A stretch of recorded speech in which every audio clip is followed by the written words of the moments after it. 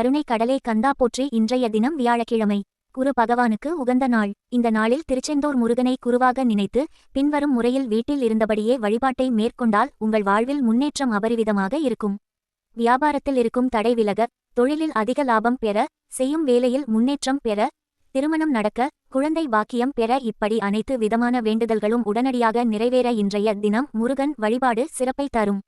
நீங்கள் விரதம் இருந்தாலும் சரி, இல்லை என்றாலும் சரி, இன்று மாலை 6 மணிக்கு பூஜை அறையில் விளக்கு ஏற்றி முருகனுக்கு பாசிப்பருப்பால் வெல்லம் சேர்த்து பாயாசம் செய்து வைத்து செவ்வரளி புஷ்பங்களால் அர்ச்சனை செய்ய வேண்டும். பிறகு பூஜை அறையில் அமர்ந்து முருகனை மனம் உருகி வேண்டுதல் வையுங்கள். ஒரு சிவப்பு துணியில் ₹1 நாணயத்தை வைத்து முடிந்து முருகப்பெருமானின் திருவுருவப்படத்தின் பாதத்தில் வைத்து விடுங்கள். திருச்செந்தூர் முருகா, உன்னை நம்பி தான் இருக்கிறேன், எனக்கு நல்ல வழி காட்டு என்று வேண்டுங்கள். திருச்செந்தூர் முருகனையே குருவாக நினைத்துக் கொள்ளுங்கள். பிறகு பின் சொல்லக்கூடிய இந்த மந்திரத்தை 27 முறை உச்சரிக்க வேண்டும்.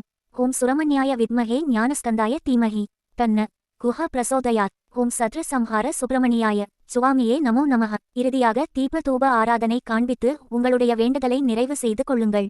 முடிந்து வைத்திருக்கும் ₹1 நாணயத்தை வாய்ப்பு கிடைத்தால் திருச்செந்தூர் முருகன் கோவிலுக்கு கொண்டு சென்று உண்டியலில் செலுத்துங்கள். வாய்ப்பு இல்லை, திருச்செந்தூர் போக முடியாதவர்கள் பக்கத்தில் இருக்கும் முருகன் கோவிலுக்கு இந்த ₹1 காணிக்கையை செலுத்திவிட்டு சீக்கிரம் திருச்செந்தூர் முருகன் கோவிலுக்கு வரவேண்டும் என்று பிரார்த்தனை செய்து கொள்ளுங்கள்.